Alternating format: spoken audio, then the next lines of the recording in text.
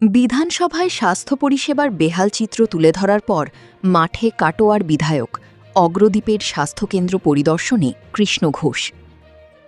রাজ্যের নতুন সরকারের প্রথম বিধানসভা অধিবেশনেই কাটোয়া মহকুমা হাসপাতালের পরিকাঠামোগত উন্নয়ন এবং কাটোয়া বিধানসভার বিভিন্ন উপস্বাস্থ্য ও প্রাথমিক স্বাস্থ্যকেন্দ্রের বেহাল অবস্থার বিষয়টি তুলে ধরেছিলেন কাটোয়ার বিধায়ক কৃষ্ণ ঘোষ। সরকারের দৃষ্টি আকর্ষণ করার পর শনিবার সকালে তিনি সরেজমিনে বিভিন্ন স্বাস্থ্যকেন্দ্র পরিদর্শনে যান। দিনের প্রথমেই তিনি অগ্রদ্বীপের উপস্বাস্থ্যকেন্দ্রে পৌঁছে স্থানীয় বাসিন্দাদের সঙ্গে কথা বলেন।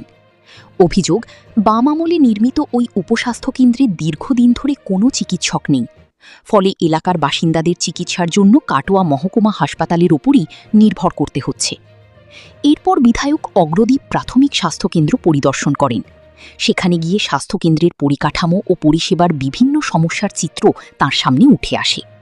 স্থানীয়দের অভিযোগ, আমি অগ্রদ্বীপ উপস্বাস্থ্যকেন্দ্রে সিএইচে আমি বাচ্চাদের টিকাকরণ করি, মায়েদের এএনসি চেক আপ করি, এছাড়া আদার্সও অনেক সিএইচও দিদি আছে, পেশেন্টদের ওষুধ দেওয়া, এগুলোও আমি করি। ডাক্তার নেই। কত বছর ধরে? ডাক্তার তো আজকে আমি জয়েন করেছি 2012 সালে, তখন থেকেই তো ডাক্তার দেখছি না।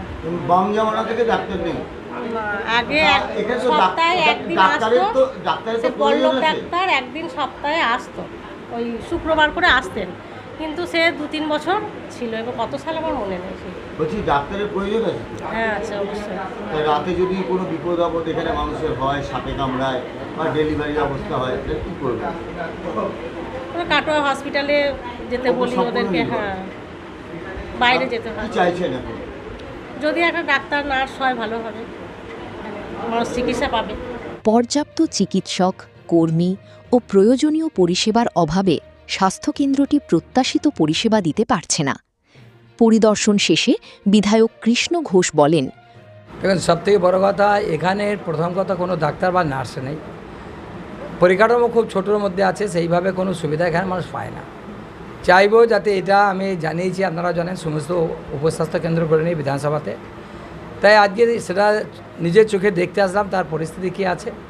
এখানে 1-2 হাজার লোকের বাস নয়, এখানে কমসে কম এই গ্রামেরই 20,000 লোকের বাস আছে, এই আশপাশ যা আছে। তো সেই 20,000 লোকের জন্য একটা উপস্বাস্থ্য কেন্দ্রে অন্তত ডাক্তার নার্স যাতে থাকে, আমি সেটা বিধানসভাতেও বলেছি। আর এখানে বাস্তবে আজ দেখতেও আসলাম, যাতে এলাকার মানুষ, যেহেতু এখানে একটা ভাগীরথী নদী আছে আপনারা জানেন, এখান থেকে কাটোয়া যেতে অনেক অসুবিধা। কোনো গর্ভবতী মা, বোন বা হচ্ছে যাদের পেটের যন্ত্রণা, যারা সাধারণ মানুষ যাদের পেটের যন্ত্রণা হয় বা ডায়রিয়া হয়, তাদেরকে বাঁচানো মুশকিল হয়ে যায়। তো এখানে যদি সেই প্রাথমিক যে চিকিৎসা প্লাস ডেলিভারির ব্যবস্থাও যদি করা যায়, তাহলে কি হয়, অনেকটা সুবিধা হয় সাধারণ মানুষের জন্য। গঙ্গাপাড়ের ব্যাপার, বর্ষাকালে তো আরও কষ্ট। তাই আমি সরকারকে জানিয়েছি যাতে এটা একটু ব্যবস্থা করা যায়। আর সমস্ত বিষয় আপনারা দেখছি আমি, স্কুল হোক চাहे হসপিটাল হোক, সব জায়গায় পরিদর্শনে যাচ্ছি যাতে এলাকার উন্নয়ন ঠিকঠাক হয় আর মানুষ তার সঠিক সুবিধা। এই আমার যে জনগণের সরকার, আর সবথেকে বড় হচ্ছে রাজ্যের যে আমাদের সম্মানীয় মুখ্যমন্ত্রী শুভেন্দু অধিকারী, তিনি দিন রাত মানুষের জন্য পরিশ্রম করেছেন আর মানুষ যাতে সুবিধা পায় তার ব্যবস্থা করার চিন্তা করছেন।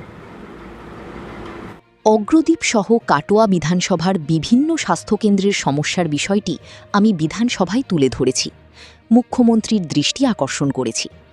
আশা করছি খুব শীঘ্রই সরকার প্রয়োজনীয় পদক্ষেপ নেবে। সমস্যার সমাধান হলে অগ্রদ্বীপের প্রায় 20,000 এবং আশপাশের আরও প্রায় 30,000, অর্থাৎ মোট প্রায় 50,000 মানুষ উন্নত স্বাস্থ্য পরিষেবার সুবিধা পাবেন। স্থানীয় বাসিন্দাদেরও আশা, দীর্ঘদিনের স্বাস্থ্য পরিষেবার সংকট দূর করতে সরকারের তরফে দ্রুত কার্যকর পদক্ষেপ নেওয়া হবে। বর্তমানে এলাকাবাসীর নজর বিধানসভায় উত্থাপিত এই দাবি বাস্তবায়নের দিকে।